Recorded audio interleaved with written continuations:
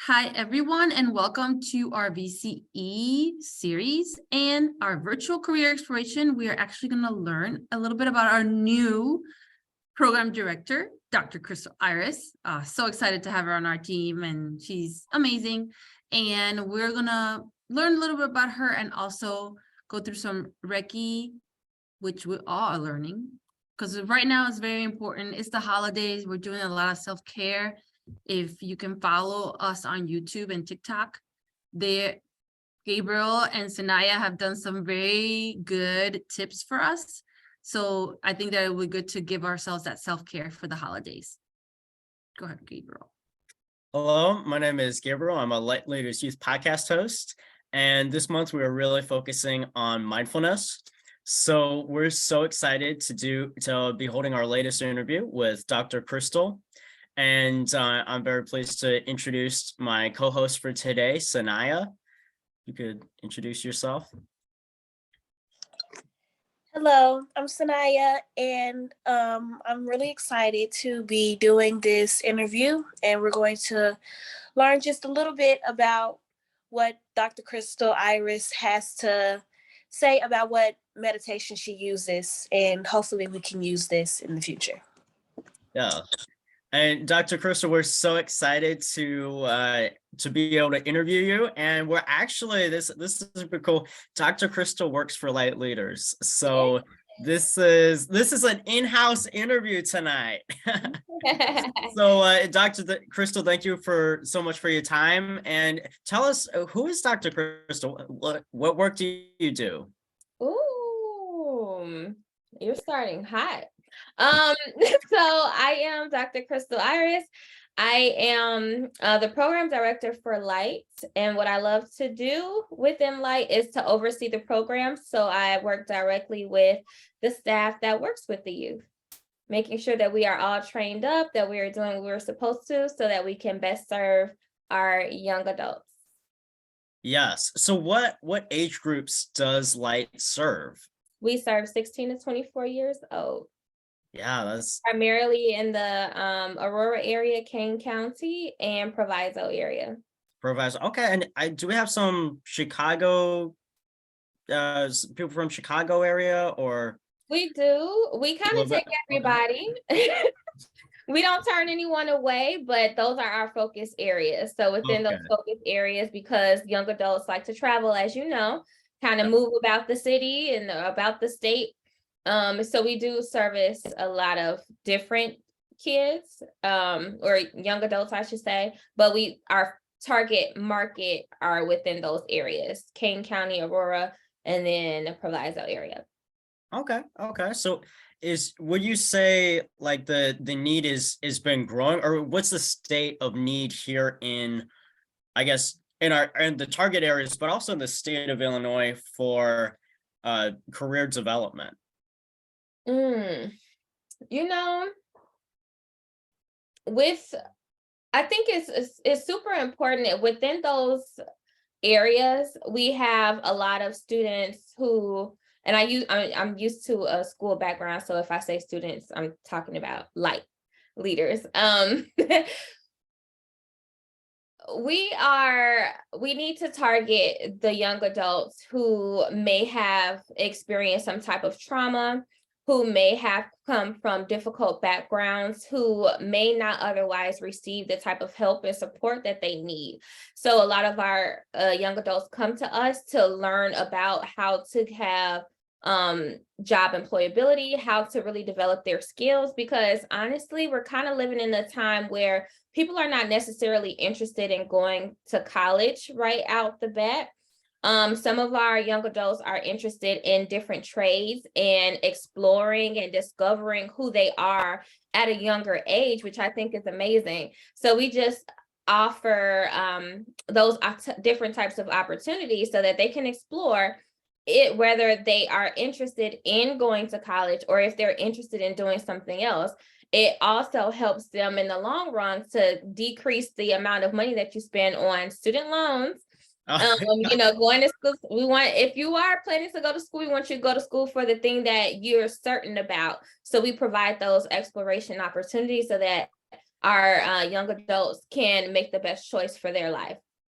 Yeah, that's real important. And something I've been learning as part of Light Leaders is maybe that there's a couple places that I want to go with my career. So one of them, I was like when I first started, it was with this podcasting, it was really interesting for me because I hadn't really done much podcasting before, and I was just kind of like, I mean, I've been on some podcasts, but nothing big. Like I hadn't done it often and stuff. So I was like, okay, this is gonna be interesting experience.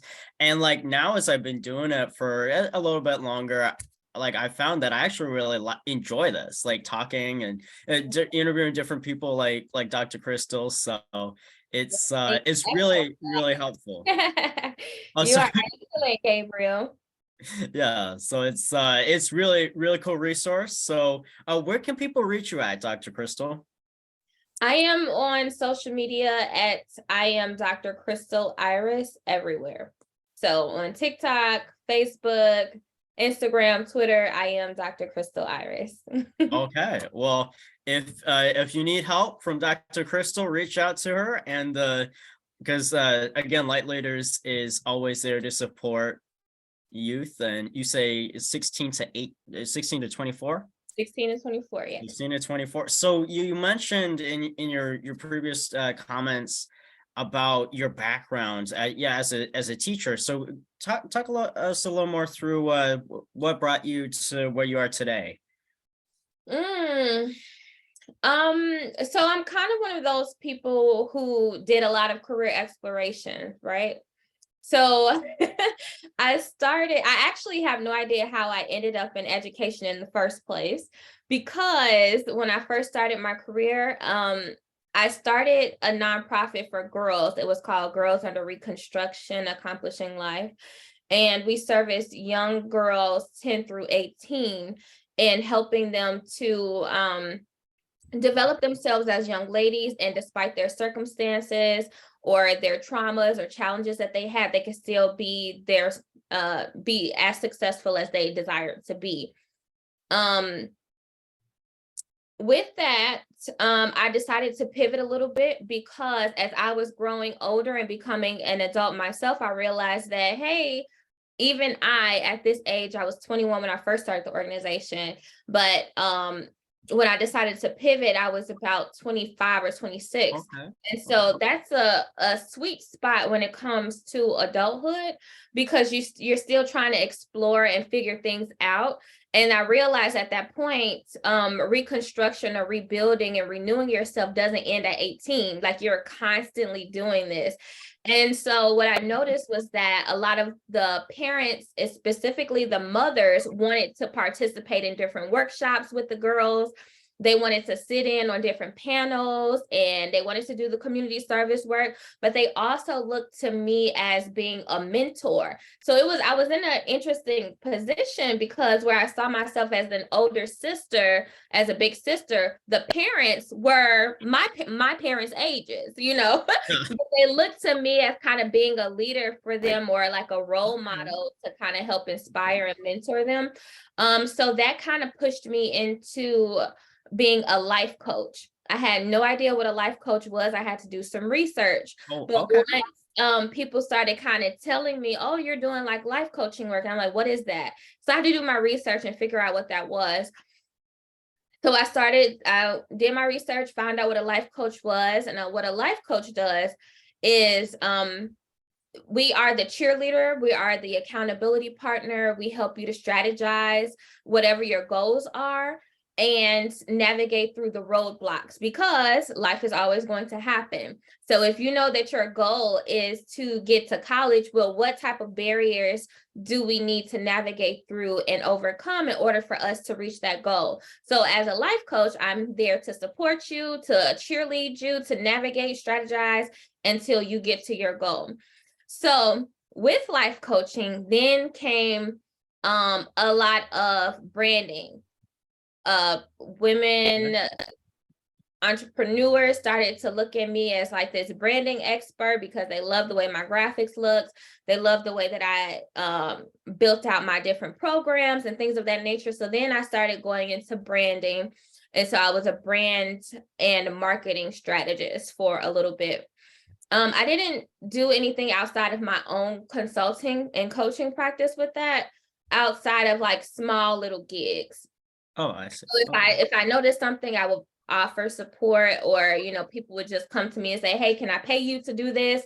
And I would do it. But I didn't, I wasn't sure if that was something that I necessarily wanted to do in the long run. At the same time, there were some spiritual developments that were happening with me, that were,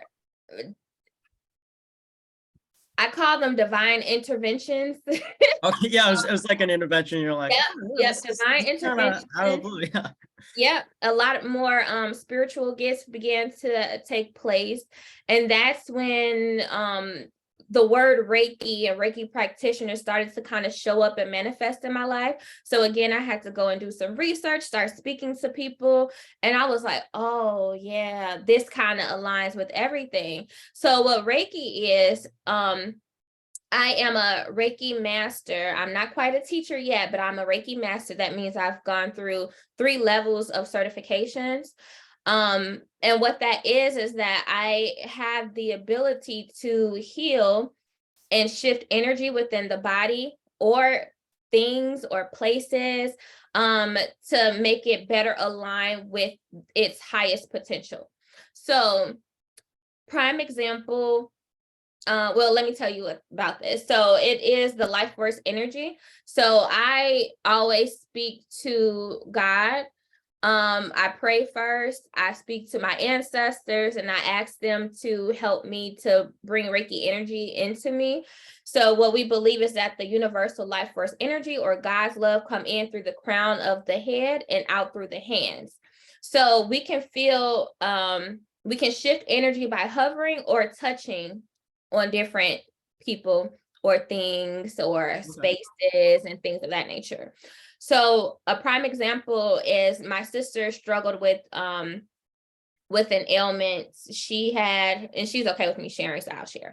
She had what's called ovarian cysts, and it was very painful for her. She had already gone through 2 surgeries, and they were speaking to her about a 3rd surgery. And she was like, Crystal, I really don't want to go and do another surgery. Can you just let's try Reiki first? So I was like, okay, fine. I did Reiki on her, and we were able to shrink the cysts. She did not have to have any of the surgeries again. And she did not have the pain either. So it works. It's a holistic practice that I absolutely love and adore. For some people, it may seem a little woo-woo or scary, but it has been life-changing for me in the healing of my past traumas, the healing of my body, keeping me stress-free or limiting my stress and those around me. So I really appreciate it.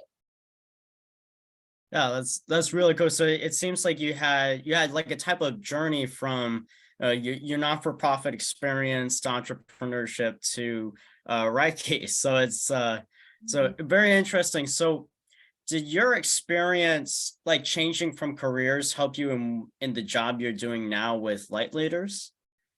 Yes. Okay. So that's what I forgot. So I did at some point. So I finished my bachelor's degree in applied behavioral sciences. And I did that before I went into my nonprofit. It was kind of simultaneously. I was graduating as I was building the organization from undergrad. From there, when I started the Boss Ed Academy, where I was working with the women in coaching, I finished my MBA. It was an MBA in leadership and change management. And now I have, with that, I somehow went into the school system. Like I said, I don't know how I really got there because my path was always in business, entrepreneurship, coaching, consulting, but somehow I popped up in education and I was really good at it. So I stayed there for a while. And with that, I was working with, I worked at Naperville North High School for a little bit. And then I changed positions to work for the alternative school. And at the alternative school, I was not a teacher. I was actually a guidance counselor / dean. Oh, I see. Okay. And so I helped to manage a lot of the behaviors that were happening and to help better develop our programming and our positive behavior interventions so that we can have better outcomes to support our students. So I now work for Lite Leaders, and it's very much so in alignment. I'm able to kind of tap into all of those different hats in my new role as a program director, because I have to help implement different strategies and change management. And then I also have to think about the students and the young adults that we're targeting, which are very much so in alignment with the population that I was working with. Yeah, so it seems like going to schools really helped prepare you for being in with Light, and also like all your previous experiences is really helpful, because I found more and more high school students are going into entrepreneurship, going into like the creator space. And so it's a lot different now than it was like even 10-20 years ago.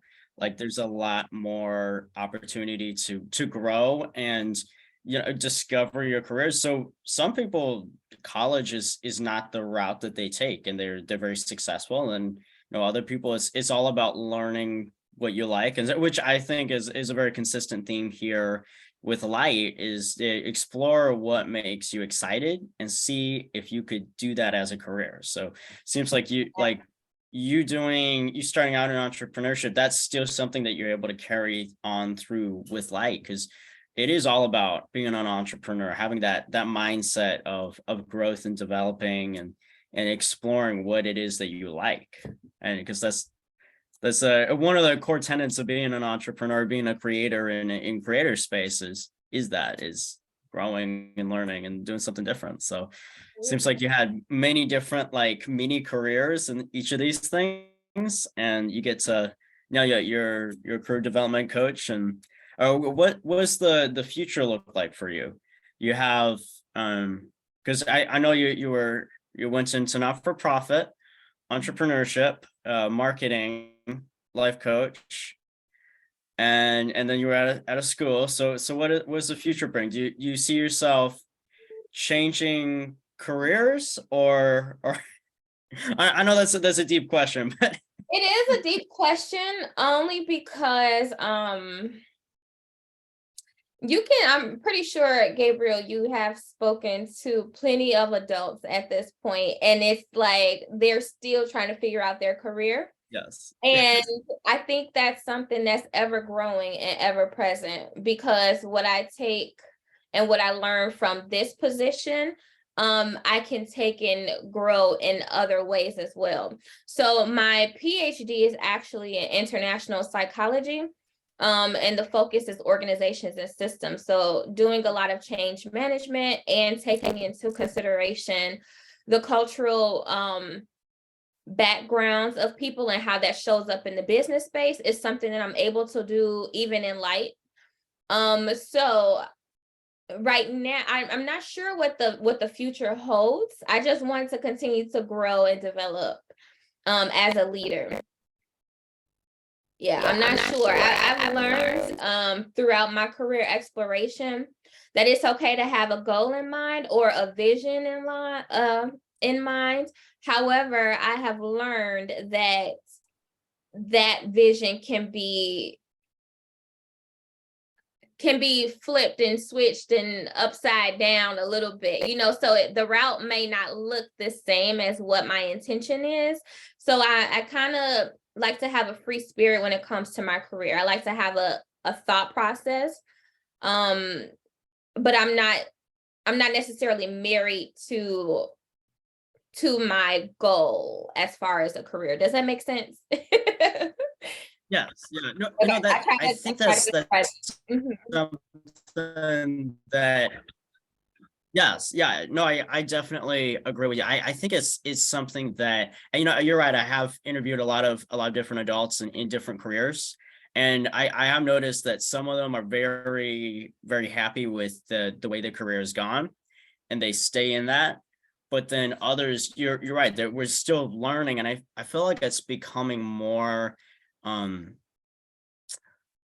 present today. And I think it's always been out there, but it's not as talked about, that adults, even adults who've led very successful careers in their 40s, 50s, even those adults are still finding what they like. So it's not too old. I think that one of the messages is that it's not too old to go into a different career and to potentially change that.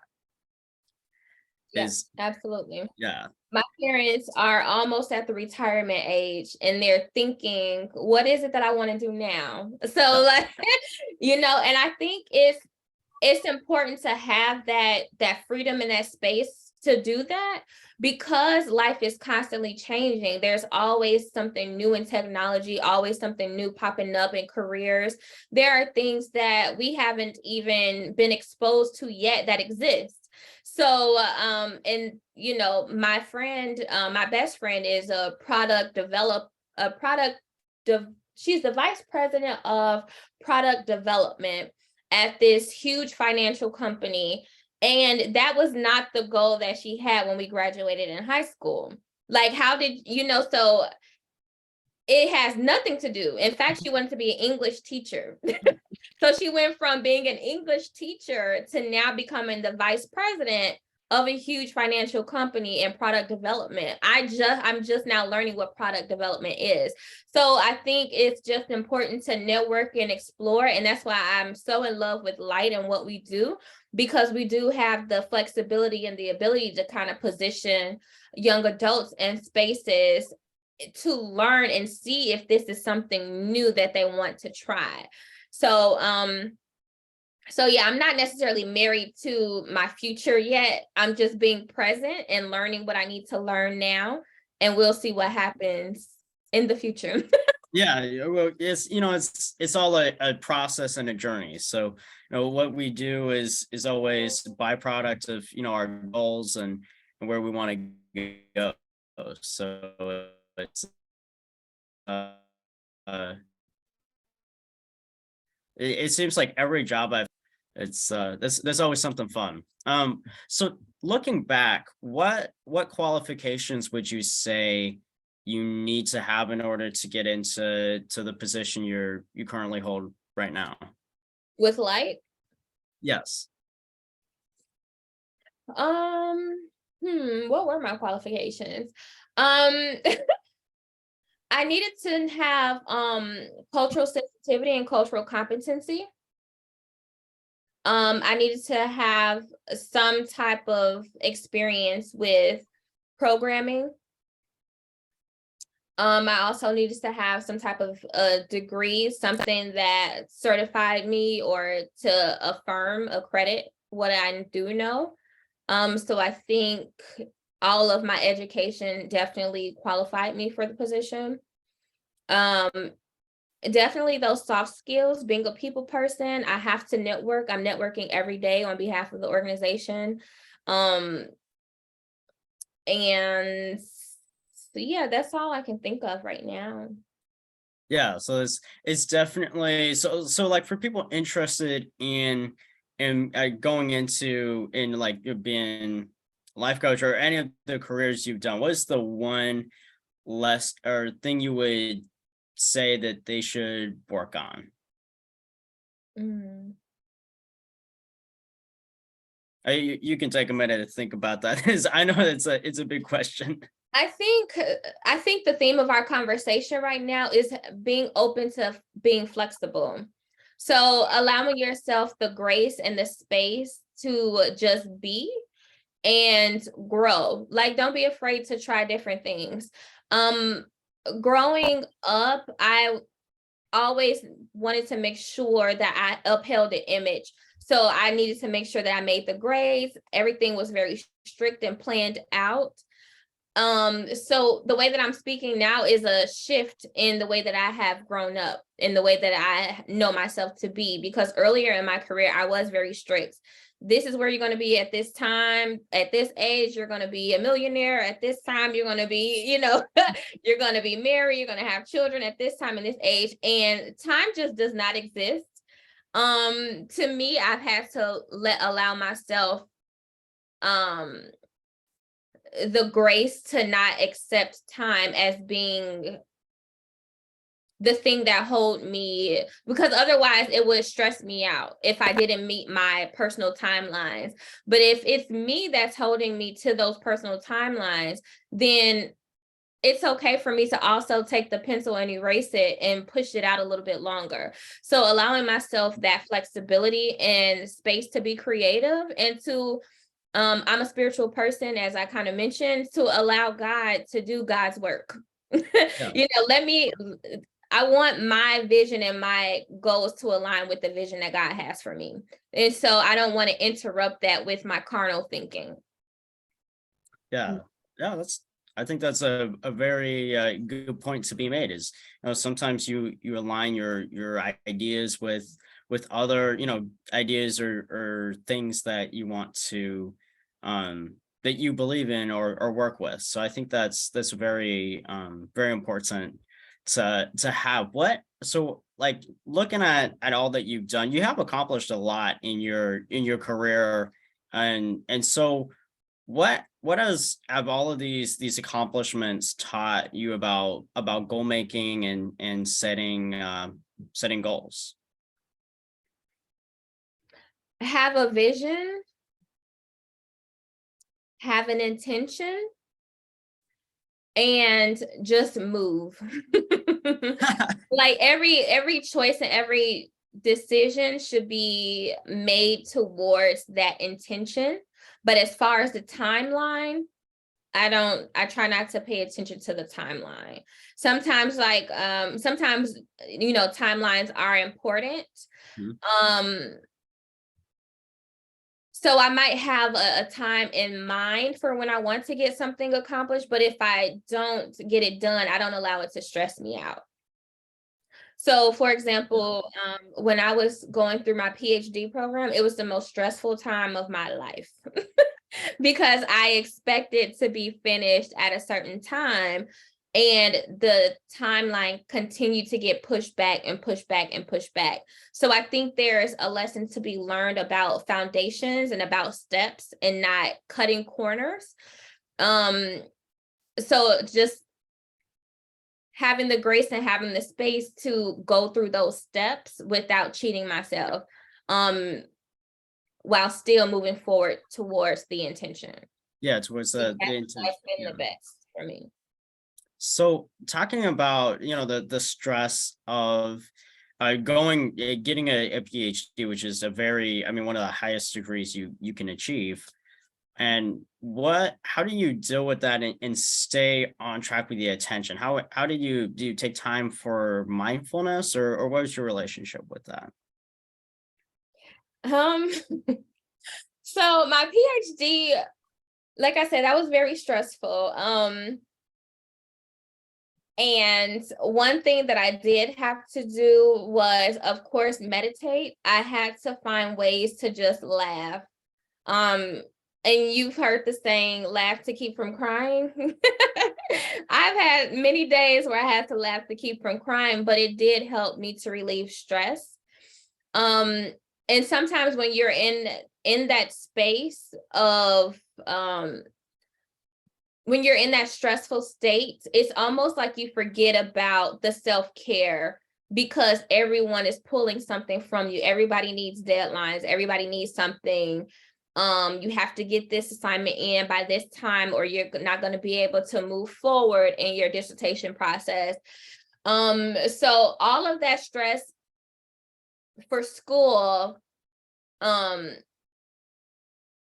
as well as just life stress in general. I was the caretaker for my mom, who was battling breast cancer at the same time that I was finishing school. Excuse me. So it was just a lot of stress going on. And I forgot about a lot of the tools that I was accustomed to using. But when I started talking to more people who are familiar with me and my practices, they reminded me. So I think that's important too, to surround yourself around people in those stressful moments who can tell you about you, who can remind you of who you are, what you taught them, so that you can implement that. So I did have to kind of go to what I call my code blue team, my friends and family, who were noticing at that time that I would have my shirt inside out or have my shirt backwards, or I had mismatched socks on or something. It was really taking me into a different space, you know, with all of that stress. But when I surrounded myself with those people, they said, Crystal, calm down. Like, let's meditate together. Crystal, calm down. Let's pray together. Let's pray this through. Crystal, calm down. Don't forget about Reiki. You know, so Reiki has been a beautiful practice for me in helping to shift that energy that was chaotic. And so once I got back into my Reiki practice, I was able to come to my senses a little bit more, slow down, eliminate the timeline, and just kind of go through my process until I was able to finish. So Reiki was definitely one, meditation was one, and then of course surrounding myself around people who I knew had my back and that can tell me about me when I forgot. I like that. It's so important, especially in today's environment with so much media we're taking in, that by people who will notice things about us and check in on us. I like you said it was your code blue team. I like that. Code blue team. So I can speak to that if you have a moment. Oh yeah. Okay. So the code blue team has been, so you ever hear about, unfortunately, you ever gone to the hospital and are you familiar with like people coding? They might be on life support and then there's a code. Okay. Well, in the hospital, there is, if someone is on life support and they have crashed, there's a team of people that come to support them. There's a nurse that's keeping time. You have the people that's trying to shock them, that's, you know, giving them the electricity shock so they can kind of bring them back to life, to resuscitate them. And there's just a team of people. The doctor is giving orders. There's a nurse there. There's all different types of people to help resuscitate this person.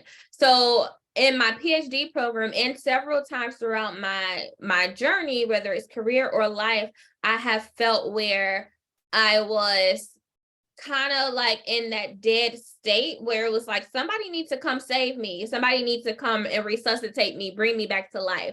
So I was very strategic in who I surrounded myself with and who I needed to call when it was time for me to call them.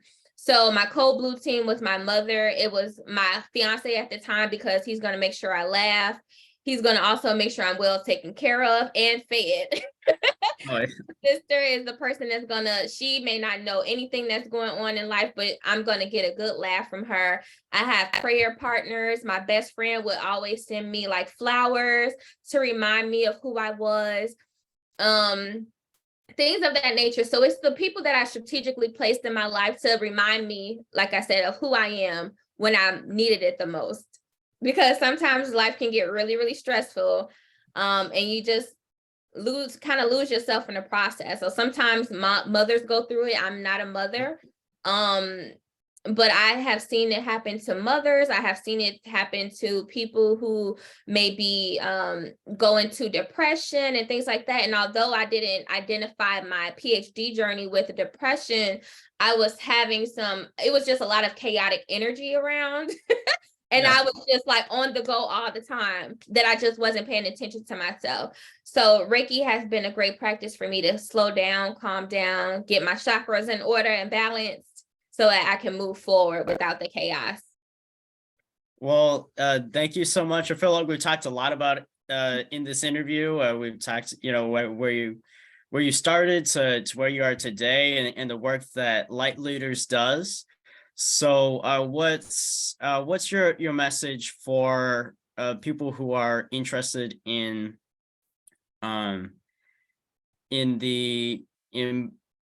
career development and practicing mindfulness. I'm sorry, say that one more time. Gabriel. What's your message for people who are interested in learning more about mindfulness and practicing that? Oh, I say go for it. I think it's something that's absolutely needed, even if it's just a tool that you use. Those deep breathing exercises, I saw your video about tapping, that's important. Practices like Reiki is really cool. And for Reiki, you have to be attuned by a Reiki master teacher. They are the ones that the easiest word to use is like bless you. They have to kind of bless you into the practice. But there's things that you can do even with that. So meditation, you just take your hands and you touch in certain spots or hover in certain areas, and that'll make you feel better. Like if you ever have a stomach ache, what's the first thing you do with your hands? You tend to rub your stomach, and it soothes it a little bit. So that's kind of like what Reiki is. It soothes the areas in your body that you may not know need soothing. Well, thank you so much, and stay tuned for our next segment where we will be learning about Reiki and how to use it. Thank you, Gabriel. Thanks.